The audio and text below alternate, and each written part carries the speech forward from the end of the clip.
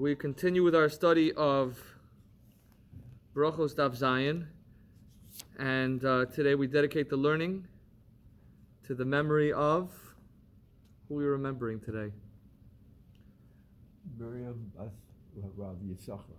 Miriam Bas Rav Yisachar. May the learning be a l'schus l'aliyas neshama for her.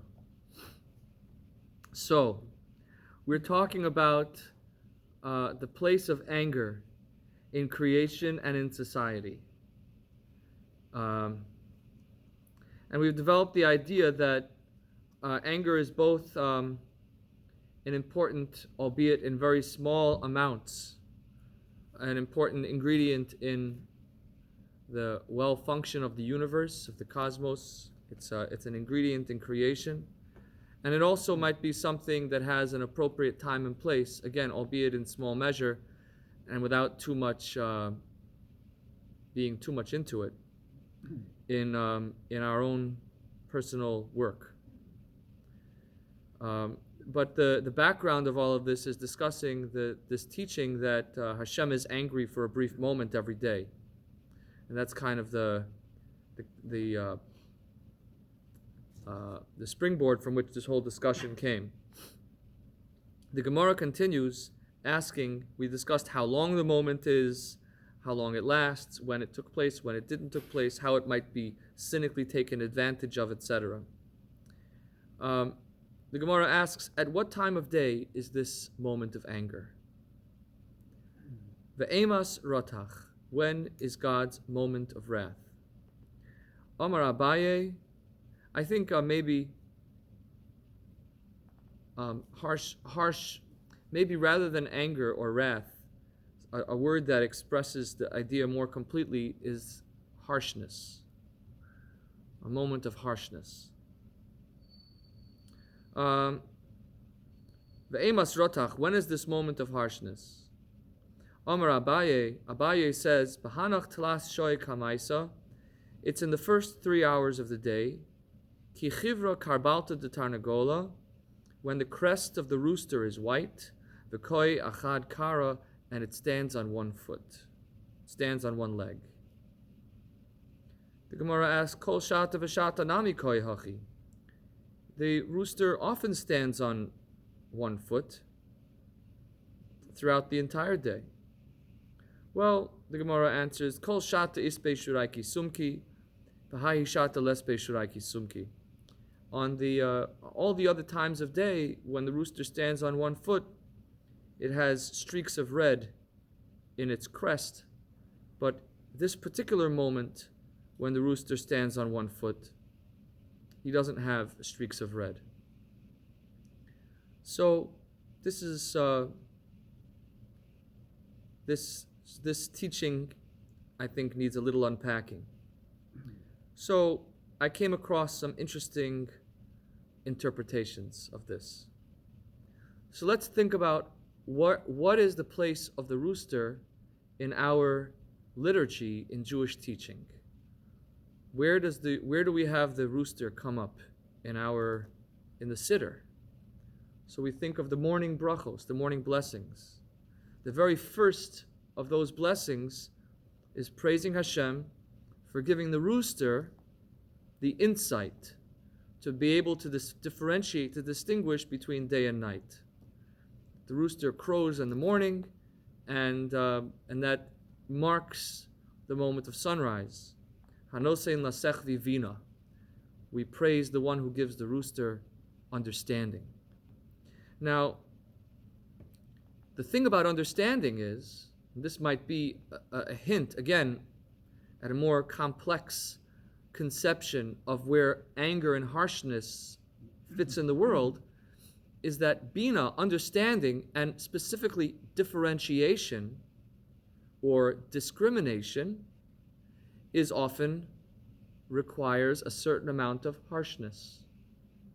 It requires an unbending decision-making about this is not specifically when we talk about the difference between day and night, one should be able to mark the moment of sunrise And this isn't something which is given to approximation. This isn't something which should incorporate a wide variety of opinions and feelings. This is something which is harsh. It's absolute. And so the midah of bina, this attribute of understanding, differentiation, delineation, to separate between two things, that is the eye of the rooster, the sechvi vina. And indeed, from a Kabbalistic standpoint, the chokhmah is on the right and bina is on the left, corresponding to chesed, which is on the right, and gevura, which is on the left. That is, bina is, in the Kabbalistic teaching, associated with the attribute of strict judgment. And so, while this is always the case, that is, there is always this blend, there is always this balance in the universe between chesed and gevura, between loving kindness, inclusion, and discrimination and differentiation, which is associated with harshness. This blend of different factors is always present in the universe. There are moments when the world tends more to one side than to the other. And that's when the rooster stands on one foot. When the rooster is not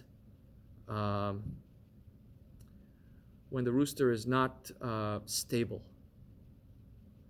And the Rav, so this is the interpretation of the Ben Ish Chai. Rav Kook takes a slightly different angle, and he says, or he brings the same idea into a different perspective.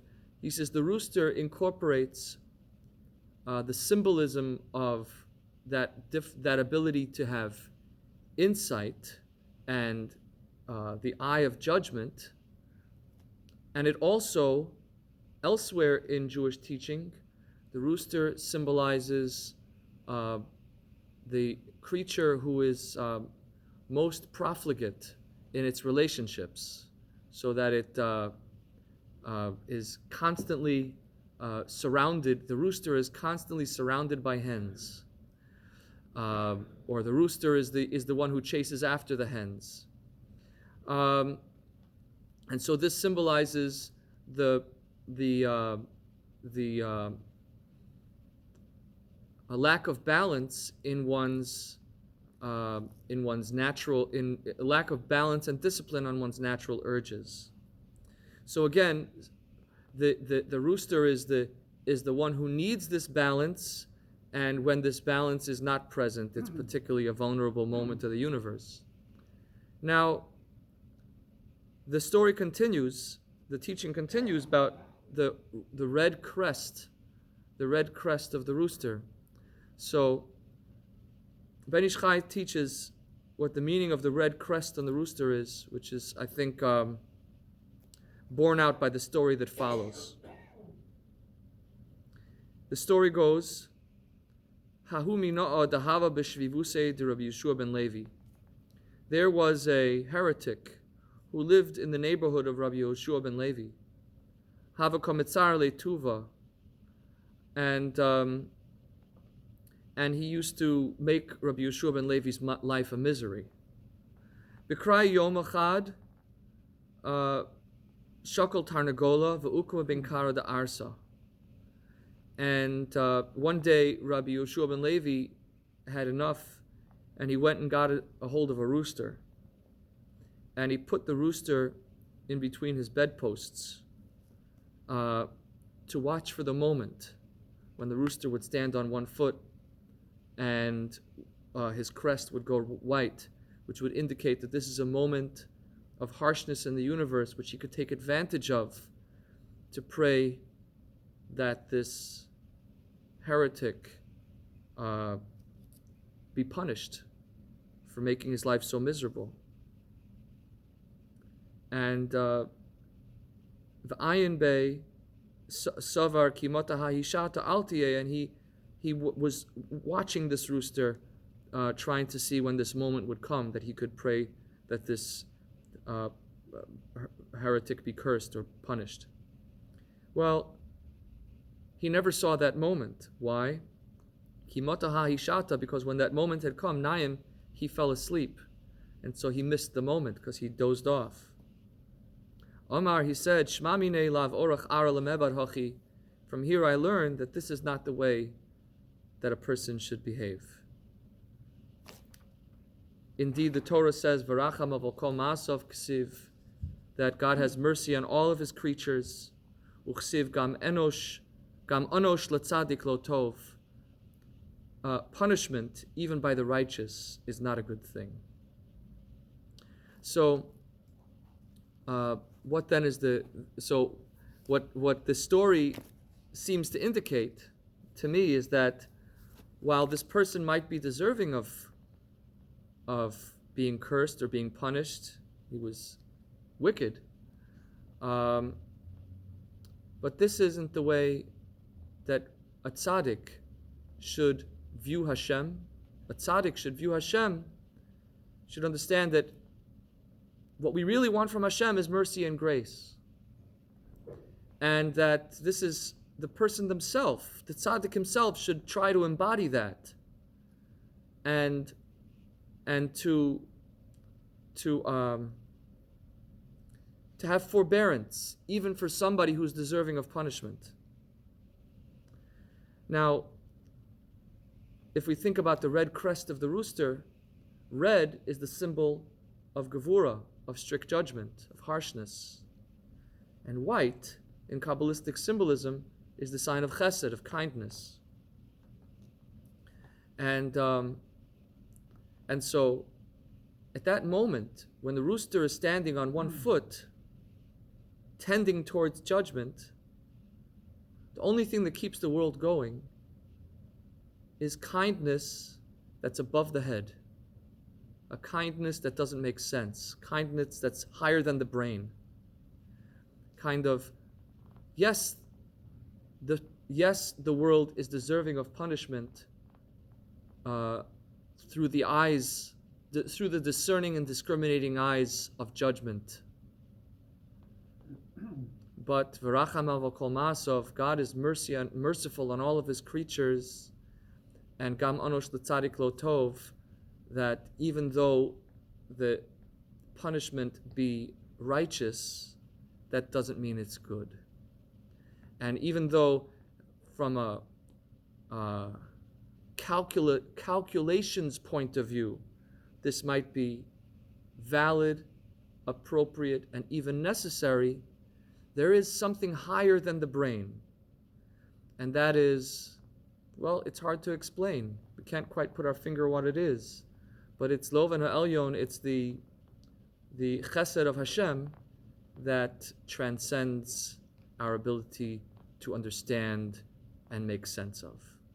So even while